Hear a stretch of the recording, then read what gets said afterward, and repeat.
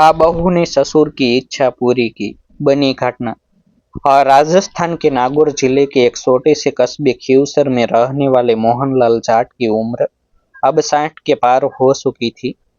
लेकिन आंखों में आज भी वही बचपन वाला सपना पलता था, जो उन्होंने पहली बार तब देखा था, जब गांव के ऊपर से एक हवाई जहाज गुजरा था और पूरा आसमान गड़गड़ाहट से भर गया था। उस दिन मोहनलाल खेत में हल चला रहे थे और उन्होंने ऊपर देखा था और मन ही मन सोचा था कि आकाश एक दिन मैं भी उस चिड़िया जैसे दिखने वाले जहाज में बैठ पाऊं। लेकिन सपने अक्सर गरीब आदमी की थैली में रखे सिक्कों जैसे होते हैं, गिने सुने और खर्च करने से पहले 100 बार सोचने पड़ते हैं। इसीलिए वह सपना भी सालों तक मन के किसी कोने में दबा रहा। जिम्मेदारियों, बच्चों की पढ़ाई, शादी, खेती, सूखा और कर्ज के बोझ के नीचे मोहनलाल के बेटे रघुवीर की शादी 2 साल पहले काव्या से हुई थी। काव्या जयपुर में पढ़ी लिखी, समझदार और बेहद शांत स्वभाव की लड़की थी। उसने कभी ऊंची आवाज में बात नहीं की और न ही दिखावे में विश्वास रखा। लेकिन वह लोगों के मन पढ़ने की कला जानती थी। खासकर अपने ससुर मोहनलाल को वह बहुत ध्यान से देखती थी।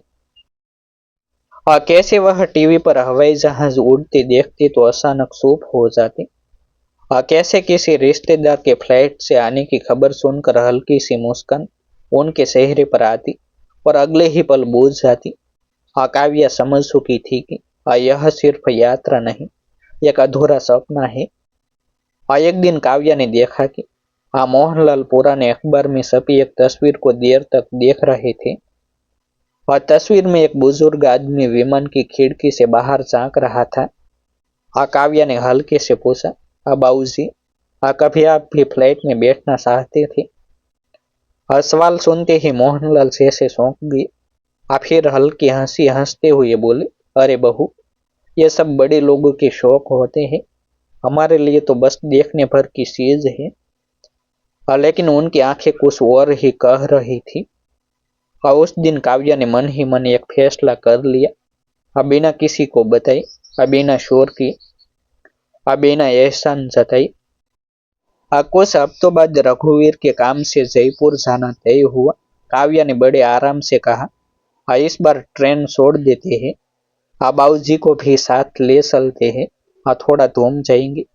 मोहनलाल ने तुरंत मना किया, अरे नहीं बहू, मैं कहाँ शहर वहर जाऊँ, तुम लोग जाओ। लेकिन काव्या ने पहली बार जिद की, बहुत प्यार से, बहुत धीरे से, और अंततः मोहनलाल मान गए।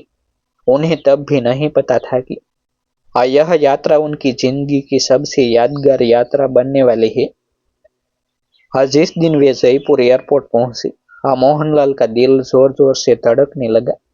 इतनी बड़ी इमारत, चमकती फर्श, अजीब सी घोषणाएं और सबसे डरावनी चीज, वह विशाल हवाई जहाज जो खड़ा था जैसे कोई लोहे का दानव। उनके हाथ अपने आप कांपने लगे, माथे पर पसीना आ गया। काव्या ने कुछ नहीं कहा, बस चुपचाप उनका हाथ अपने हाथ में ले लिया, जैसे यह दुनिया की सबसे सामान्य बात हो।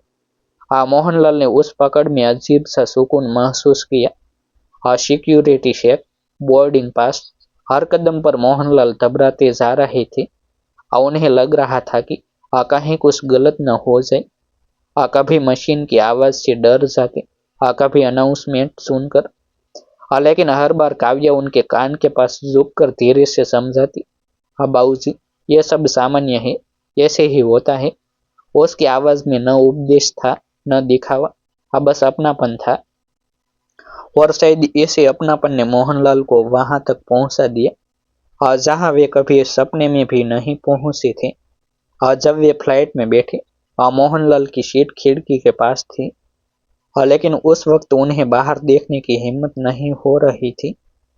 इंजन की आवाज बढ़ी तो उनका हाथ और जोर से कांपने लगा। उन्होंने काव्या की ओर देखा, आंखों में डर साफ था। काव्या मुस्कुरा रही थी, वही शांत, भरोसे वाली मुस्कान। उसने उनका हाथ और कसकर पकड़ा और बोली, बाबूजी, बस कुछ सेकंड की बात है, फिर सब ठीक हो जाएगा। मोहनलाल को लगा जैसे उनकी बहू नहीं, उनकी बेटी उनके साथ बैठी हो। जैसे ही फ्लाइट ने रनवे पर रफ्तार पकड़ी, मोहनलाल की सांस अटकी सी गई। दिल जोर से धड़कने लगा। उन्हें लगा कि अब सब खत्म। लेकिन अचानक जहाज हवा में उठ गया और कुछ ही पलों में वह डर एक अजीब सी शांति में बदलने लगा। काव्या ने धीरे से कहा, देखिए बाबूजी, हम उड़ रहे हैं। मोहनलाल ने कांपते हाथों से खिड़की से बाहर झांका और नीचे खेत, सड़कें और गांव सब छोटे छोटे खिलौने जैसे देख रहे थे। उनकी आंखें भर आई। उस पल मोहनलाल को अपने पिता याद आई, अपनी माँ, वो दिन जब पैसे न होने की वजह से सपने छोड़ने पड़े। और आज वही सपना उनकी बहू के हाथ थामे साकार हो रहा था। बिना किसी शोर, बिना किसी ऐलान की। उन्होंने कुछ नहीं कहा, बस काव्या के सिर पर हाथ रखा। और यह हाथ का रखा जाना काव्या के लिए किसी पुरस्कार से कम नहीं था। फ्लाइट आसमान में स्थिर हो चुकी थी। डर अब थोड़ा कम हो गया था। लेकिन मोहनलाल की आंखों में अब भी नमी थी। काव्या समझ गई थी कि यह नमी डर की नहीं, बल्कि वर्षों से दबे सपने के पूरा होने की है।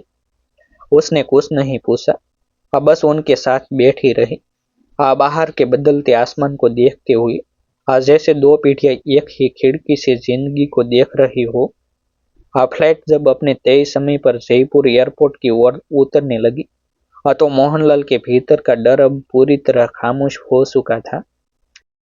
उसकी जगह एक अजीब सी तसल्ली ने ले ली थी। जैसे कोई बोझ जो बरसों से सीने पर रखा था, आज पहली बार हल्का हो गया हो। जहाज के पहिए जैसे ही जमीन से टकराई, मोहनलाल की आंखें अपने आप बंद हो गई और उन्होंने गहरी सांस ली। फिर धीरे से काव्या की ओर देखा। वही मुस्कान, वही सुकून। और उस पल उन्हें लगा कि अगर यह यात्रा अकेले करती तो शायद कभी पूरी नहीं हो पाती। एयरपोर्ट से बाहर निकलते वक्त मोहनलाल अब पहले जैसे सहमे हुए नहीं थे। उनकी साल में एक आत्मविश्वास था, आंखों में चमक थी। उन्होंने आसपास देख रहे लोगों को देखा, बड़े बड़े शहर के बोर्ड, गाड़ियां, रोशनी। और उन्हें लगा कि दुनिया उतनी डरावनी नहीं है जितना उन्होंने हमेशा सोचा था। काव्या यह सब साफ साफ देख रही थी। उसे पता था कि यह बदलाव शब्दों में नहीं, अनुभव में होता है। शाम को जब वे रिश्तेदार के घर पहुंची तो बातों बातों में किसी ने पूछा, काका पहली बार फ्लैट में बैठे? मोहनलाल पहले तो थोड़ा झिझ के, फिर सीधा बोले, हाँ, और इतना भी मुश्किल नहीं था। यह कहते हुए उन्होंने काव्या की ओर देखा, जैसे बिना नाम लिए सब कुछ कह देना चाहते हो।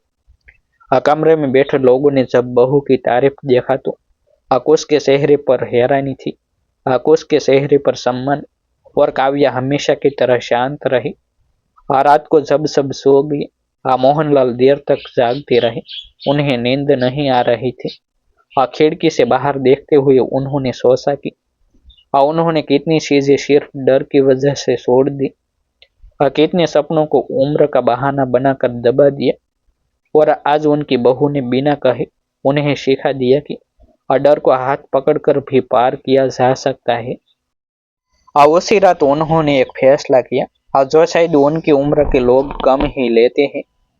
अगले दिन वापसी की फ्लाइट थी। इस बार मोहनलाल ने खुद खिड़की वाली सीट मांगी। काव्या मुस्कुरा उठी। जहाज के उड़ते वक्त उन्होंने आंखें बंद नहीं की, बल्कि बाहर देखते रहे, बादलों को, सूरज की रोशनी को, और हर उस चीज को जो उन्हें पहले डराती थी। अब वही चीज उन्हें आजादी का एहसास करा रही थी। काव्या ने महसूस किया कि अब उनका हाथ कांप नहीं रहा है।